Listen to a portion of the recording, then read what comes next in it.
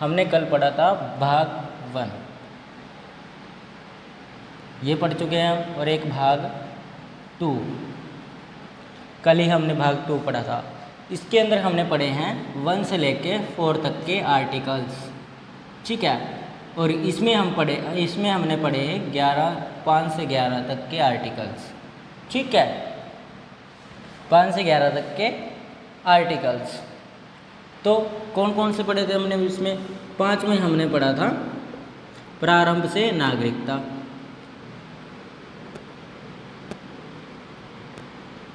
ठीक है। 6 में हमने पढ़ा था जो इंडिया टू पाकिस्तान में रहना चाहते हैं,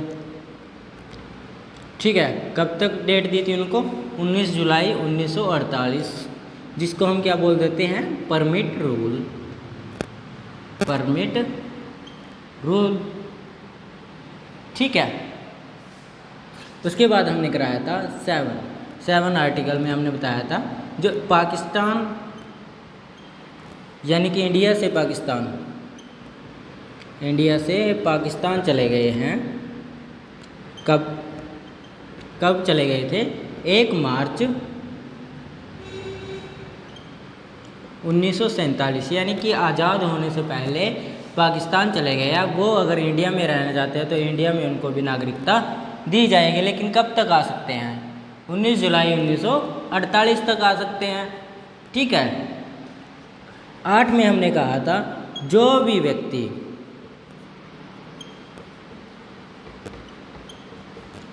बाहर भ्रमण यानी कि विदेश भ्रमण, नौकरी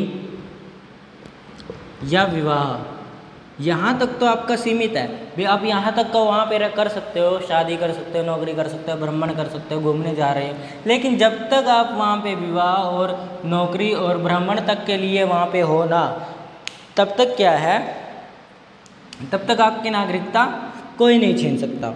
लेकिन 9 कहता है, आर्टिकल 9 कहता है कि अगर आप वहाँ की नागरिकता ले लेते हो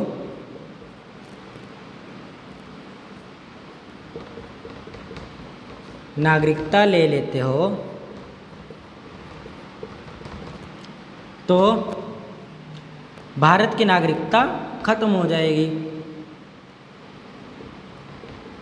यही मैंने आप लोगों को उसमें कल बताया था, ठीक है। उसके बाद 10, आर्टिकल 10 आपका कहता है कि जो भी व्यक्ति भारत में रहता है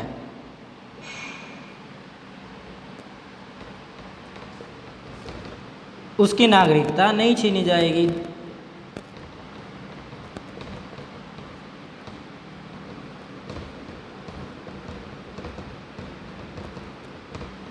ठीक है, जब तक वो पागल न हो, देशद्रोही काम ना करे,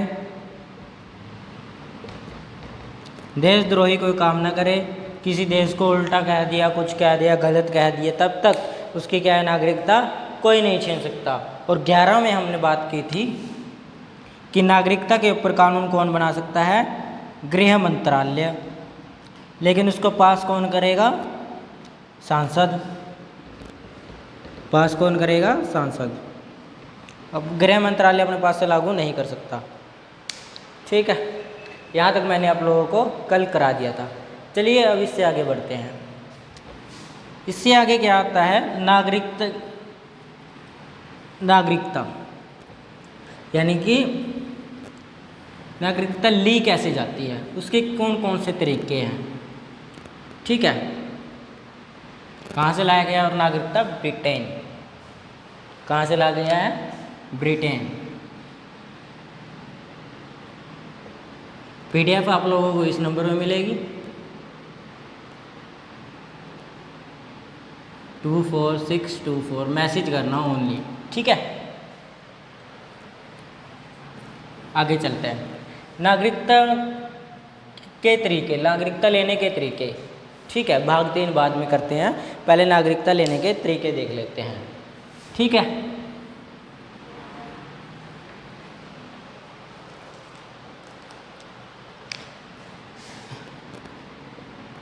नागरिकता नियम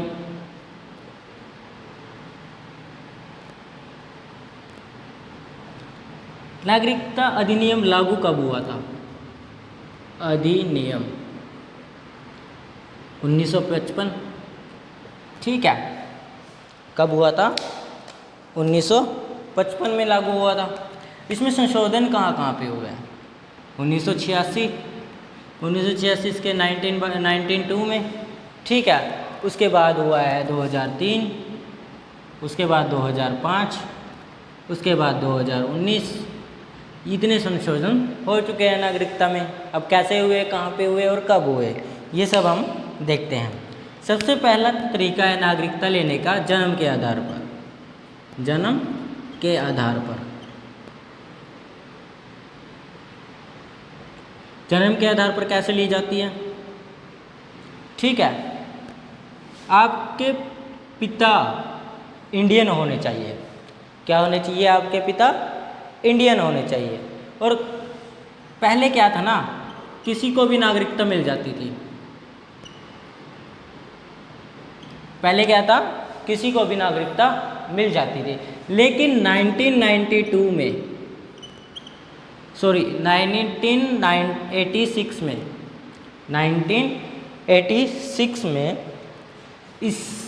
इस रूल के अंदर संशोधन किया गया, यानी कि अमेंडमेंट की गई।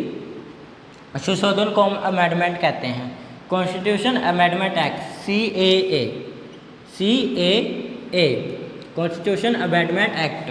ठीक है, वो किया गया, यानी कि इसमें संशोधन किया गया 1986 में। उसमें लिखा गया कि जो आपके पिता या माता कहाँ के होने चाहिए?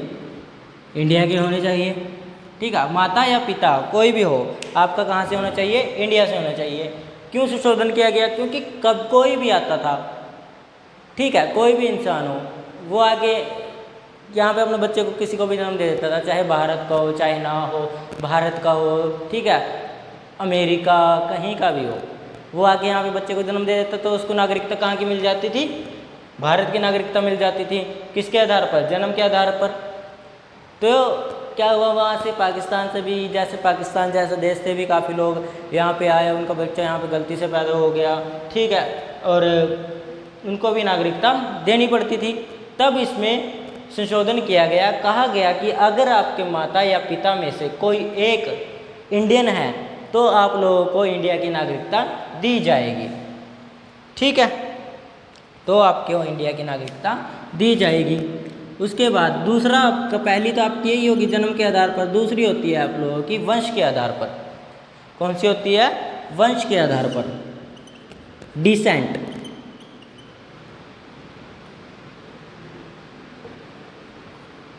डिसेंट के आधार पर, डिसेंट के आधार पर। ठीक है,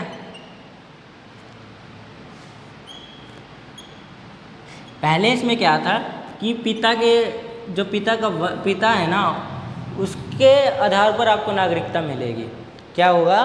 उसके आधार पर आपको नागरिकता मिलेगी। लेकिन ऐसा पॉसिबल नहीं था। काफ़ी बार क्या होता था, माँ भी अपने बच्चों को देना चाहती है अपने वंश का नाम। अब तो ऐसा होता है ना कि माँ का वंश का नाम भी मिलता है और बाप के नाम, पापा के नाम का भी वंश मिल जाता है।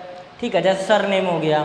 ठीक है, लेकिन ऐसा पहले नहीं होता था। पहले क्या होता था, वंश के आधार पर कैसे मिलती थी? पिता का जो वंश है उसके आधार पर ही मिलती है। हालांकि ऐसे भी होता है, पिता के नाम पर ही हमें, पिता के वंश से ही हमें क्या मिलती है? नागरिकता मिलती है इंडिया की।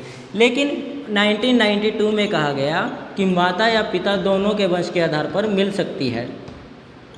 ठीक है, 1992 में कहा गया। ठीक है, उसके बाद होता है पंजीकरण। तीसरी आपकी विधि है पंजीकरण, जिसके आधार पर आपको नागरिकता मिल सकती है, जिसे हम रजिस्ट्रेशन भी कह देते हैं, रजिस्ट्रेशन।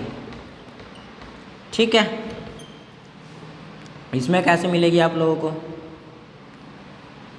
ठीक है, रजिस्ट्रेशन, रजिस्ट्रेशन में क्या है, आपको कम से कम, पहले तो 3 साल थी, 3 साल इंडिया में रहना होगा। इंडिया में आपको देखेंगे आपका रहन सहन कैसा है, आप देशद्रोही काम तो नहीं करते कोई भी।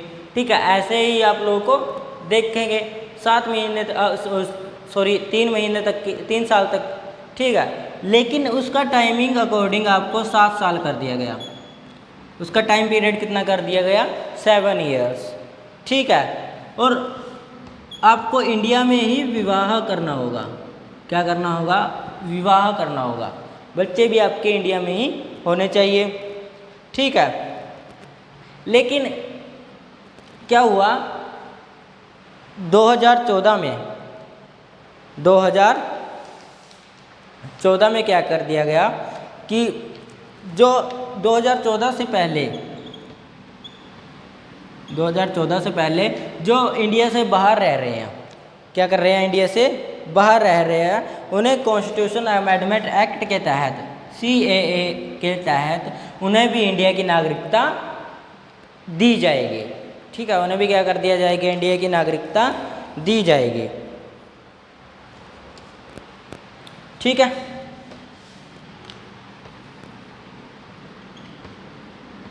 कॉन्स्टिट्यूशन अमेंडमेंट के तहत नागरिकता दी जाएगी, ठीक है। उसके बाद आता है आपका देशीकरण। तीसरी जो आपकी विधि है वो है देशीकरण। मिटा देते हैं उसको पहले। आई होप आप लोगों को ये समझ आ भी गया होगा और आप लोगों ने लिख भी लिया होगा, ठीक है। देशीकरण, न्यूट्रलाइजेशन, क्या होता है, न्यूट्रलाइजेशन।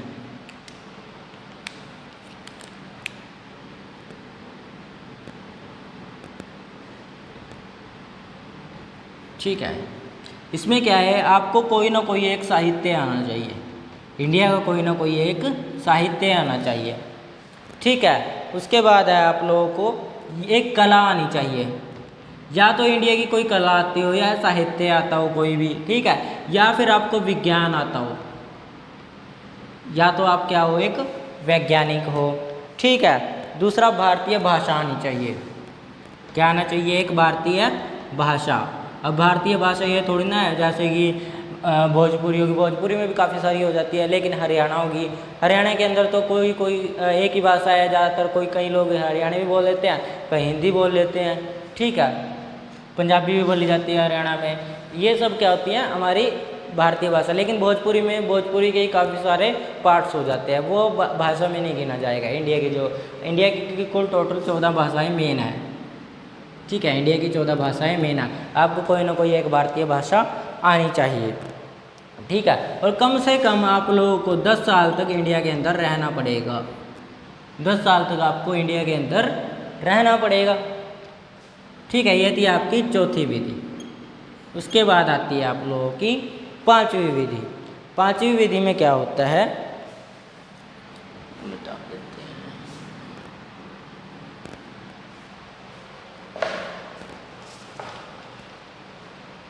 अर्जित भूमि।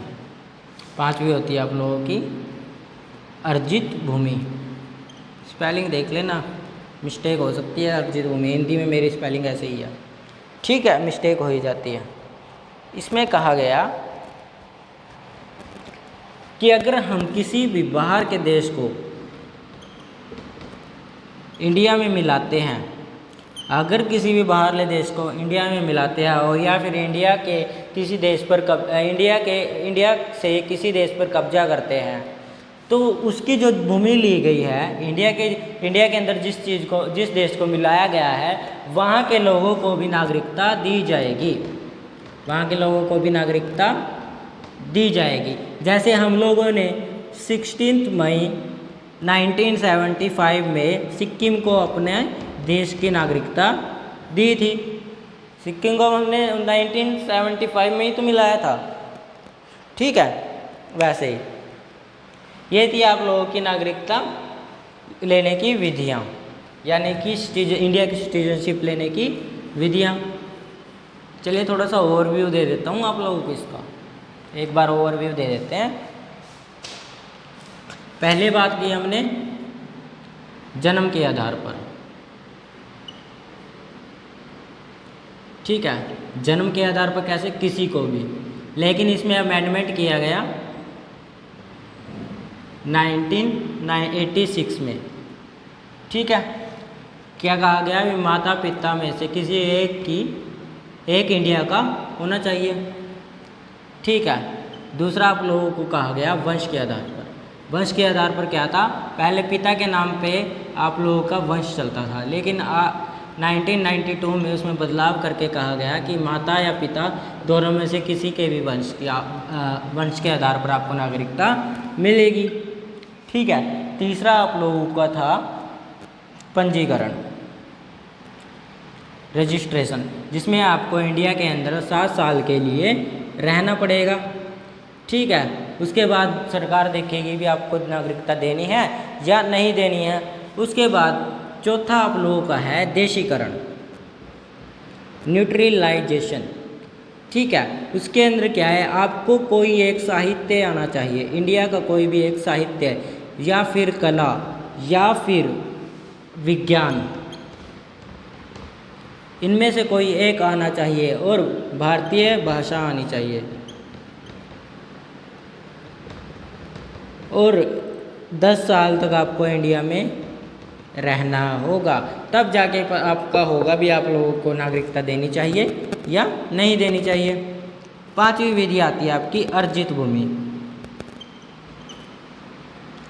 इसमें क्या है, हमने किसी भी देश को, अगर किसी भी राज्य को इंडिया में मिलाया है तो वहाँ के लोगों को क्या होगा, इंडिया की नागरिकता दी जाएगी। जैसे सिक्किम, मैंने आप लोगों को बताया, सिक्किम को हमने 1975 में मिलाया था। ठीक है। तो ये थी आप लोगों की नागरिकता लेने की विधियाँ, 5 की 5। आई होप आप लोगों को समझ आ गई और आप लोगों ने नोट भी कर ली होगी। ठीक है। तो और नागरिकता को छीना कैसे जा सकता है, या तो आप लोग उसका त्याग कर दें, पहली विधि ये होती है। दूसरा होता है आप लोगों का बर्खास्त। ठीक है। बर्खास्त कैसे, जैसे कि अगर फर्जी पाई गई, आपकी नागरिकता अगर फर्जी पाई गई। ठीक है।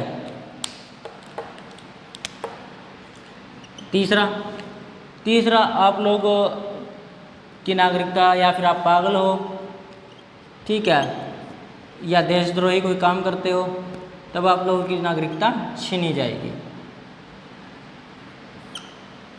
ठीक है।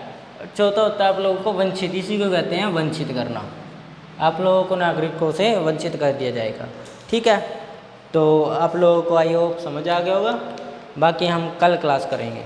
ठीक है।